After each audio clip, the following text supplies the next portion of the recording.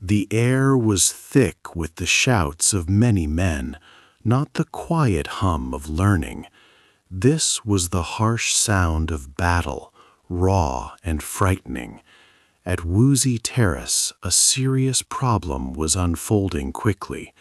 Rebels had risen up, full of anger and power. They had surrounded Duke Ding of Lu and his most important officials. The Duke's court was trapped, like birds in a cage, with no escape. Fear spread among them, cold and certain, as the rebels closed in. Their weapons gleamed dangerously under the sun. They wanted to take control by force, ending the Duke's rule.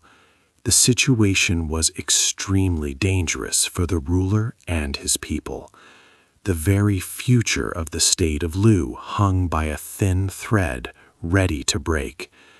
Suddenly, a strong voice cut through the noise and chaos. It belonged to Confucius. He was not the wise old teacher many would later know from books.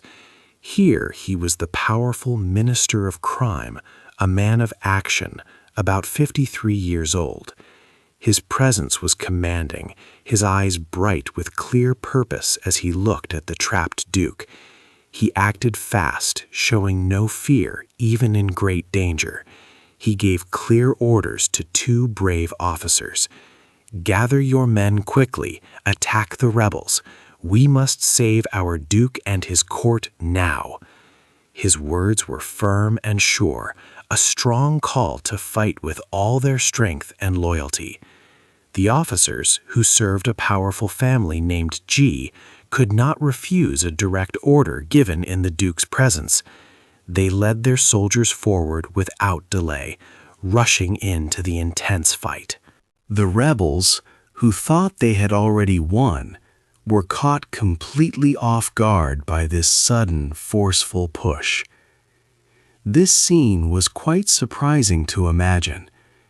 Confucius, a man who began his life with little money in a small town called Zhou, was now commanding armies. He was holding the fate of an entire state, Lu, directly in his hands. How did a boy from such humble beginnings rise to such an important position, one that normally went to people of high birth? How did he learn to lead soldiers and influence powerful leaders in a time of constant war and unrest? This man, Q, later known as Confucius, was about to begin a long and difficult journey. This story is not just about quiet study or gentle lessons in a classroom. It is about a world filled with arguments, betrayals, and constant battles for power. It is a story of one man's fight to bring rules and goodness to a chaotic land. He wanted to build a better society where people followed right ways, even when others only sought power and wealth for themselves.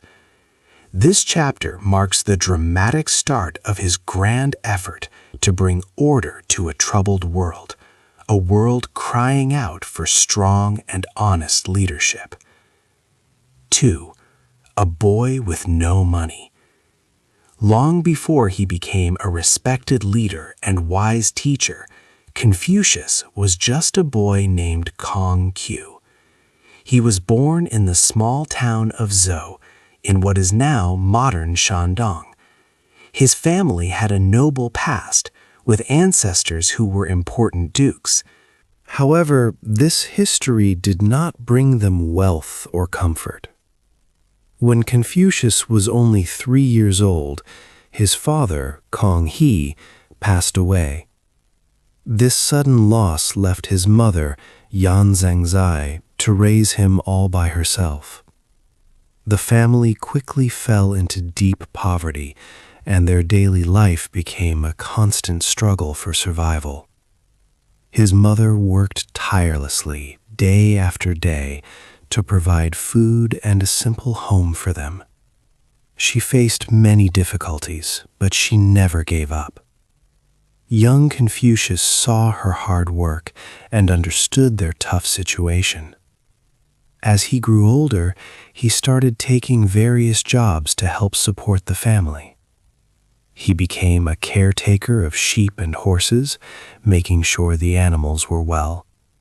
He also worked as a bookkeeper, carefully recording numbers and details for others. Every bit of money he earned was important. This early life, filled with hard labor and few possessions, taught him the true value of effort. It showed him that a person's worth came from their character and actions, not from their family's name or the amount of money they had.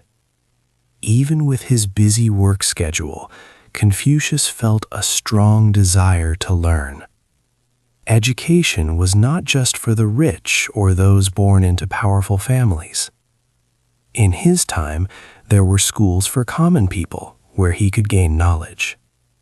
There, he began to study what were known as the 6 arts. These included important skills and subjects like rites, which taught proper conduct and ceremonies, music for harmony and expression, archery for skill and focus, charioteering for leadership, writing for communication, and mathematics for logical thinking. He knew that learning these arts was his chance to improve himself. He spent many hours reading and practicing, believing that knowledge could truly make a person better, regardless of their background. This deep desire for knowledge and self-improvement showed his strong belief. A person's abilities and moral goodness, or merit, were far more important than the family they were born into, their birthright. He continued to learn and develop his character. But then, a great sadness touched his life once more. His beloved mother, who had been his only support, died when he was 23 years old. It was a time of deep grief for him. Following the ancient traditions, Confucius observed a period of mourning for 3 long years. During this time of reflection and respect for his mother, his commitment to traditional values and proper human conduct grew even stronger. This period truly shaped his understanding of life, family, and how all people should treat each other with respect and dignity. 3. The strong minister. Confucius now entered the world of politics in the state of Lu. It was a dangerous place. The rightful duke should have held all the power, but 3 powerful and greedy families controlled much of the state. They had their own lands, armies, and strong city walls. These families, the Ji, Meng, and Shu, held important jobs that should have been given by the duke. This made the duke weak and the family strong.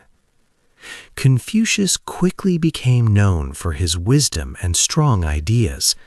He was given a small job in government and soon rose to a very important position, the Minister of Crime.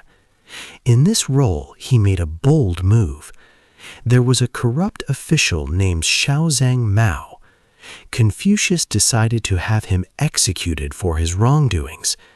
This showed everyone in Lu that Confucius was serious and would not allow bad behavior, even from powerful people. His actions brought order and trust back to the government. With his new power, Confucius started his most ambitious plan. He wanted to make the duke truly strong again.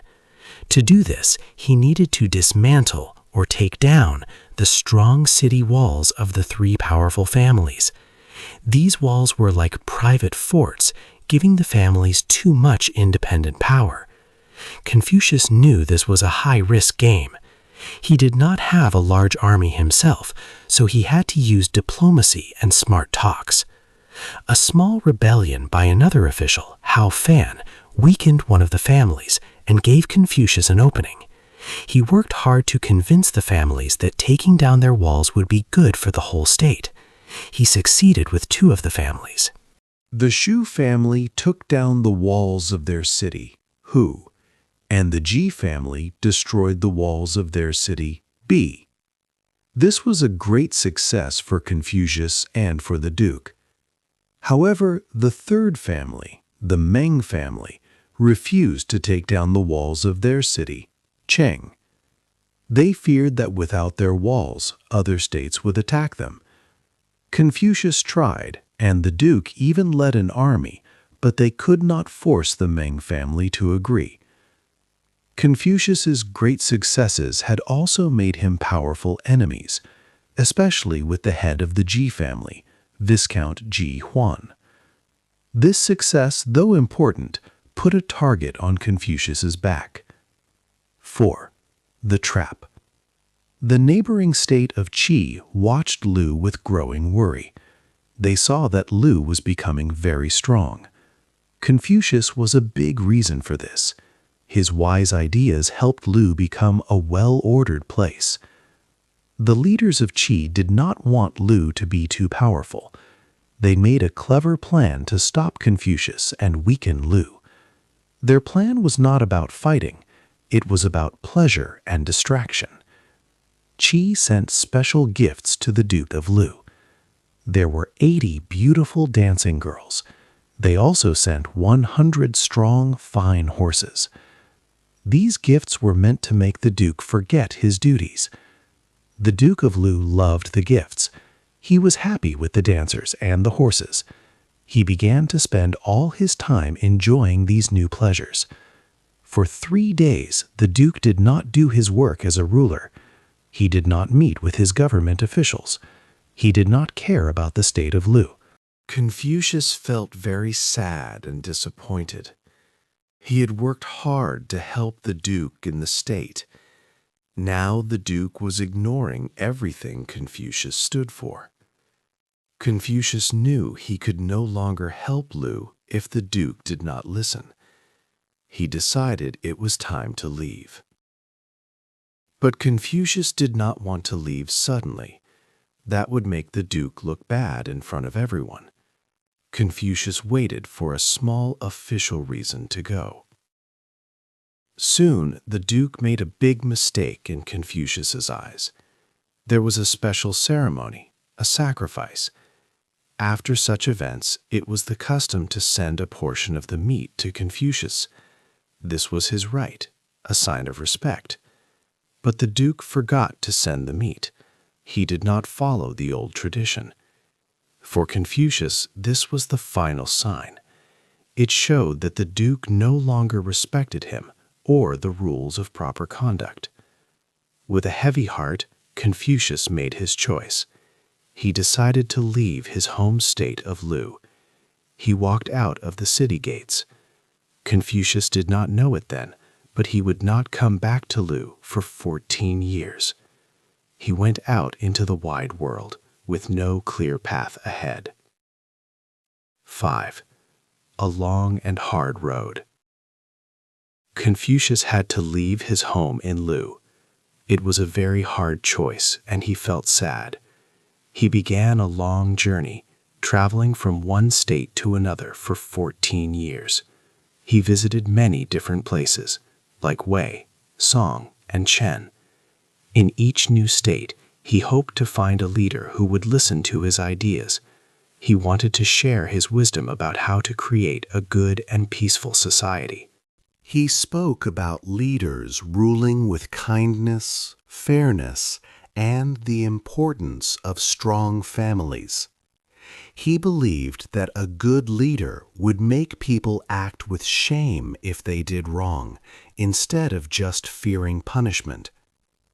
However, most rulers in these states were not interested in his moral teachings. They cared more about fighting wars and getting richer or gaining more power. They did not want to change their old ways. Confucius often felt disappointed when his advice was ignored. His long travels were full of hardship and danger for him and his followers. Once, when he was in the state of song, some powerful men wanted to harm him. They tried to kill him by pulling down a large tree, hoping it would fall and crush him. But Confucius was very lucky and managed to escape the danger. Another time, people in a different state mistook him for a cruel bandit, a criminal who robbed others. They stopped him and wanted to hurt him. He had to calmly explain who he was and why he was traveling before they finally let him go. Life on the road was very difficult. Confucius and his students often suffered from hunger. They did not always have enough food to eat or a safe place to rest at night. Many people did not understand his deep philosophical teachings. Sometimes people mocked him or called him names.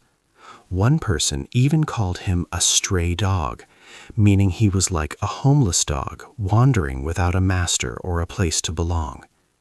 This was a very hurtful thing to hear. Despite all these troubles and the insults, Confucius never gave up his core beliefs. He continued to teach his students about Ren, kindness, and the Silver Rule. Do not do to others what you do not want done to yourself. He refused to compromise his values, even if it meant more hardship. His spirit remained strong. He believed his ideas about good government and moral living were still true and important for everyone. He kept hoping that one day he would find a wise ruler who would truly listen and put his teachings into practice for the good of all people. This long road was indeed hard, but it showed his great strength. 6. The Great Lessons. Confucius continued his long journey across the lands, moving from one state to another with his group of students. Life on the road was often difficult, with little comfort or certainty. But for Confucius, every moment, every new place, and every challenge was a chance to teach. He did not just give lectures. Instead, his lessons came from daily talks, the problems they faced, and the people they met. One afternoon, they saw a wealthy man shouting harshly at his servant, who had accidentally dropped some grain. Zilu, who was strong and often reacted quickly, became very angry. "Master," he said, his voice loud, "that man is so cruel. He should be taught a lesson for treating another person so badly." Confucius looked calmly at Zilu. "Zilu, let us think about Ren," he said. Ren is the most important quality for a person. It means kindness and humaneness. It is about feeling with others. If you wish to be kind, you must first try to understand the feelings of others. He explained that Ren involves 5 key things: being serious, generous, honest, hardworking, and always showing kindness. These virtues, when practiced, help one become a truly good person. Another student, Zigong, often thought deeply about life's rules. One evening, as they rested by a small fire, he asked, "Master, is there one simple word or idea that can guide a person throughout their entire life?" Confucius nodded. "Indeed," he replied gently, "it is reciprocity. This means do not do to others what you do not want done to yourself. If you always remember this simple rule, you will live a life that is fair and good to everyone." Yan Hui, Confucius's most beloved student, was known for his quiet nature and deep understanding. He did not speak often, but he listened to every word with great care. He always tried to live by the Master's teachings, understanding that true goodness came from within, from a sincere desire to improve oneself. Confucius taught all his students how to become a junzi. A junzi was a superior man, a noble person. He made it very clear that this title was not something you got because you were born into a rich or powerful family. Instead, a Junzi became superior through his own actions, his constant learning, and his strong moral character. Such a man always aimed to do what was right, not for fame or money, but because it was the right thing to do. He showed respect to his elders, cared for his family, and worked for the good of his community. Even though their journey was long and sometimes filled with hunger and danger, Confucius always encouraged his students to continue their studies. He believed that by studying ancient stories, poetry, and traditions, they could learn how to build a better, more ordered society in their own time. He taught them to be resilient, compassionate, and wise, preparing them for any path. He showed them that true strength came from cultivating an honest and pure heart. 7. Back to the start. Confucius returned to his home state of Lu at 68 years old. He was invited back by Ji Kengzi, the chief minister. 14 long years had passed since he walked out of the city gates, a man in exile. He was an old man now, tired from his many travels and the disappointments he had faced. He no longer wished to hold political office or struggle with the powerful families. His time for power games was over. He simply wanted a quiet end to his long life, away from the troubles of the court. Instead, he chose a different path, one that would greatly shape the future. He wanted to preserve the wisdom of the past for new generations. He dedicated himself to studying, editing, and sharing ancient texts, known as the classics. Among these were the revered book of poetry, the detailed book of history, and the important book of rites. He believed these old writings held crucial lessons for all people, lessons about kindness, good government, and proper behavior. He spent his final years teaching hundreds of students, trying to pass on knowledge that could bring order to a chaotic world. His home became a center of learning, a place where young minds gathered to listen to the wise Master Kong. But these last years also brought great sorrow, testing his spirit deeply. First, his son, Kong Li, passed away. This was a heavy, personal blow for Confucius, the loss of his only son. Soon after, his most beloved student, Yan Hui, also died. Yan Hui was wise and kind, a young man of great promise, and his early death deeply saddened Confucius, who saw in him the future of his teachings. Then, word came of the brave Zilu's death, who died defending his ruler in the faraway state of Wei. Confucius had now lost 3 people very close to his heart, one after another. These repeated losses weighed heavily on him. He looked back at his life, at all his travels and efforts, and felt that his great work was not complete. He had tried to guide kings and dukes, to bring peace and good government through moral example, but he believed he had failed to truly change the world as he wished. He felt like a man whose time had passed, whose ideas had not been fully accepted by those in power. Confucius died at the age of 72, a man who believed he had not achieved his main goal. His final days were filled with a melancholic sense of respect for his own efforts, even if he felt his mission was unfinished. He was laid to rest on the bank of the Sishui River, a quiet end for a man who had sought to reorder the world. His name lives on. Confucius died believing his work was not finished. He felt he had failed to change his world for the better, a world full of fighting and wrong ways of living. But history had a different plan for his name and his ideas, a plan he could not have imagined. Just after his death, the powerful Qin dynasty rose to unite China. The Qin leaders did not like Confucius's ideas. They tried to stop people from reading his books and burned many of them. They wanted everyone to follow their strict laws, not the gentle lessons of virtue and family respect. It seemed his teachings might be lost forever. However, this was not the end. The Qin dynasty lasted only a short time.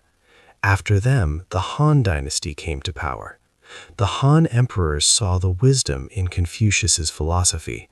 They made his teachings the official way of thinking for the whole country. For more than 2,000 years, his books became required reading for anyone wanting to work in government.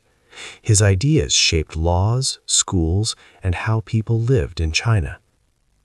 Confucius's own family also carried on his name with great honor. His male descendants received special titles, like Duke Yan Sheng. These dukes were highly respected for many centuries, showing the lasting importance of Confucius's legacy. His family tree is known as the longest in the world, going back 83 generations, directly from father to son. His philosophy did not stay only in China. It influenced other countries in East Asia, like Korea, Japan, and Vietnam. It changed how their education systems worked, how their government officials were chosen, and how people treated each other. Later, in the 16th century, European thinkers also began to read his works. They found his ideas about personal kindness and good government very interesting. So the poor boy who worked with sheep and horses, once called a stray dog, became honored as a model teacher for 10,000 ages. He did not see his success in his lifetime, but his timeless lessons created a strong foundation for a large part of the world. His name lives on, teaching people about being good, having respect, and building a peaceful society, even today. What part of Confucius's teachings do you think is most useful for people living in our world today? Hey there! Just a second before you go. If you learned something new today, please give this video a like, write your thoughts in the comments, and subscribe to the channel. It only takes a second, and it really, really helps to create even better English videos for you. Your support means the world. Thank you.